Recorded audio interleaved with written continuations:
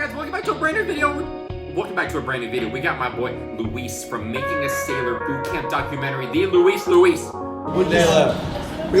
Everybody is just really excited that we get to graduate tomorrow. I need you to be done, alright? And get to see our family and everything is done pretty much. That's the main thing. We're happy to be done with this. We got the interview coming at you, exclusive interview. We got a bunch of questions that we're going to be answering. A lot of questions that you guys had and a lot of questions that I had and everyone had. I'm really excited, as you can tell. Let's hop right into this. Thank you so much for all the support. Make sure you follow my guy, Luis. His Instagram will be somewhere on the screen. Also, it'll be in the description below. Make sure you check out jtsuits.com because we finally have brand new OG anchor bracelets. If you guys weren't here when we first had these, it's live right now. Let's get into this interview. Okay, let's do it. What's up, guys? We're here with the one and only, man. Luis, the legend. The legend, mate.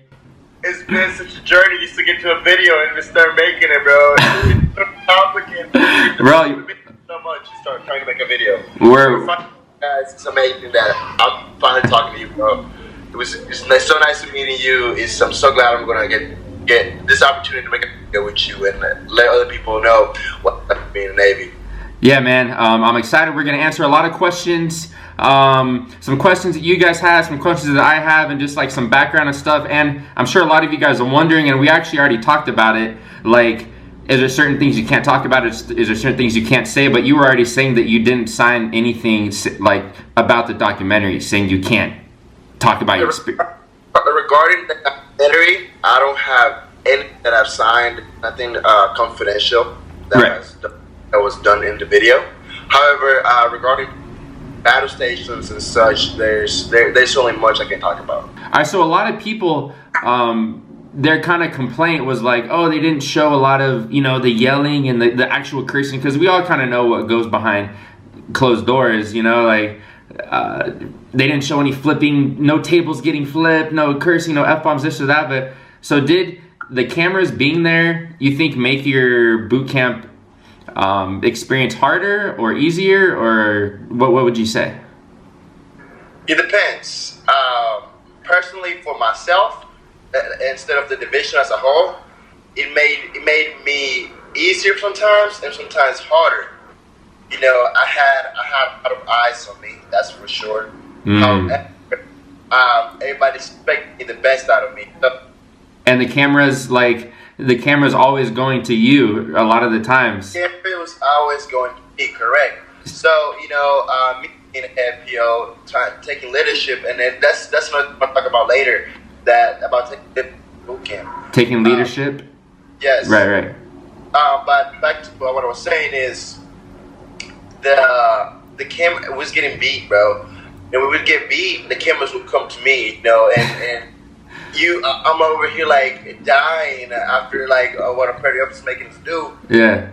And the cameras are on me, so it's like it's stress upon stress, you know.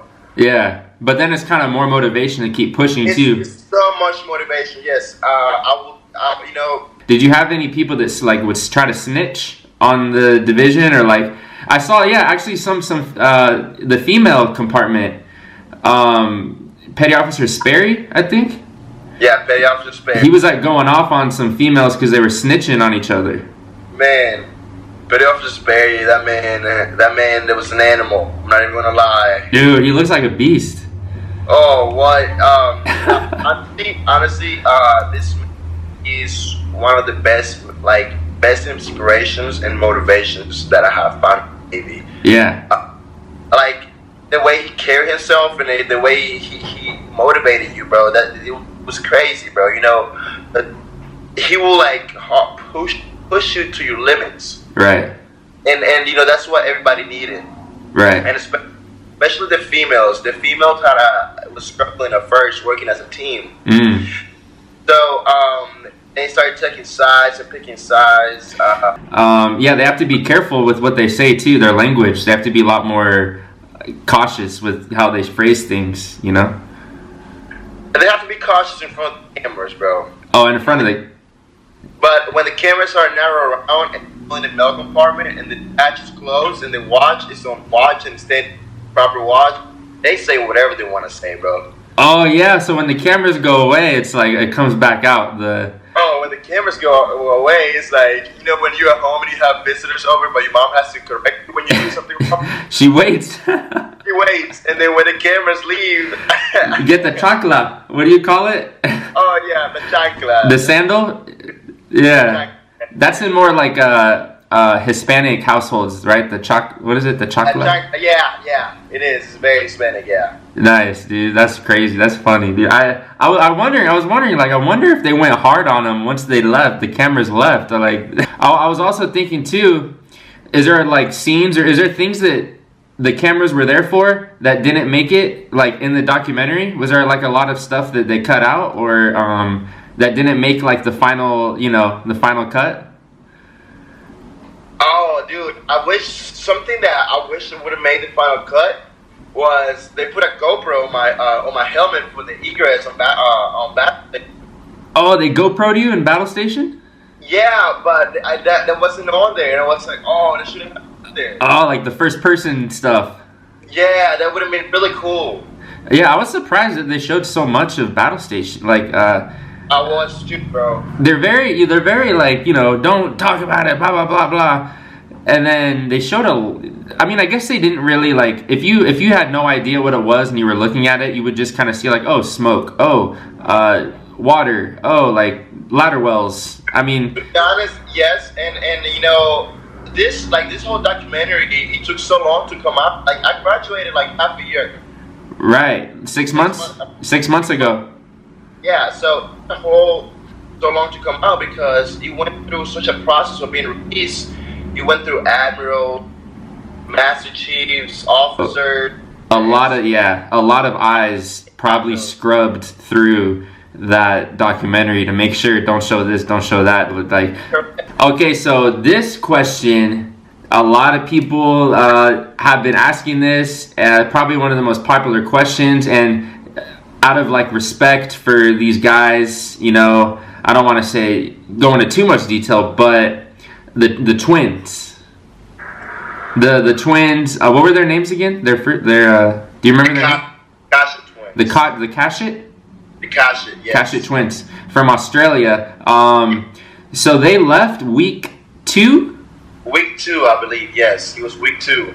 And was it like they voluntarily quit, or they went to the RDCs and said, "Hey, like we're done," or?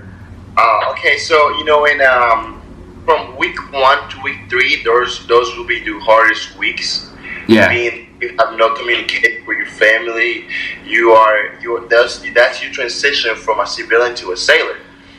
Yeah, that's a good point. The first 3 weeks are the hardest. If you can make it past that, then it's all you do. Right. Start doing fun stuff, firefighting, marlin spike, the guns, the bunch of marching stuff. Like it's actually fun, man. That's fun. Yeah.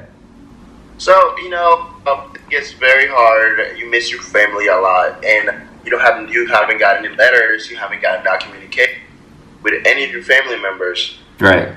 So that adds up to the problem. And then my RDC, top it off, my RDC, Professor Sperry came in one day. He was like, we going to war. And that's whenever all that stuff with Syria and United States was going on, and right, the stuff with that kind of filled the glass and made us go. So they were like, we can't do this, and it was very hard for them. They were right next to my ragmate. I saw their pain. I saw what they were going through. And feeling what they were going through made me feel bad as well. Right. It's like you feel bad for people because you want to help them. You want to help them, but you want to save yourself as well. Yeah. So I tried talking to them, bro. Do this. You got this. But they knew what they wanted. So it was unfortunate to see them go. Right. So you think the main like thing that spurred it was when that Syria stuff was happening, and then they kind of your RDCs used it as like motivation, like like get ready, like let's go. It was because I was talking to them, and they one of the remarks they had said to me was, I don't want to fight for a country that's not mine. Now for people to go and bash them for it, if you wasn't for this country, however, like on my personal opinion, I'm not from this country, but I fight for this country. But everybody has different beliefs. Everybody was raised differently, you know. Yeah. My goal is not to make people go and bash them for this reason. Right, right. We're going through. Half of those people don't know what they were going through. I don't know what they were going through. So they were amazing guys. I don't want people to go and think that they did this for no reason. Hey guys, thank you so much for watching part 1 of this interview with the legend, Luis. And I really appreciate everyone watching. I appreciate if you guys can drop a like on the video and show some support to my guy Luis as well. Make sure you follow his Instagram. Don't be afraid to hit him up, man. Send him a DM for any questions that you have. He's really willing to help all of you guys out. So again, part 2 will be coming out soon. It's going to be more about life after boot camp. How's his life now been in the fleet, A school, whatnot. Some more info and some more extra behind the scenes stuff that we didn't see in the documentary. So make sure you guys stick around and subscribe to see part 2. I also want to shout out our newest channel and Patreon members. For the newest channel members, we have Aurea Rose and Bren. Thank you so much to both of you. And our newest Patreon pledges, we have Amy, Joshua, and Lee. Thank you so much, Lee, Joshua, and Amy, for becoming the newest Patreon members. Okay, we're going with it. We're rolling with us. See you guys very soon. Brand new videos almost every day. My boy Pop, let's get it.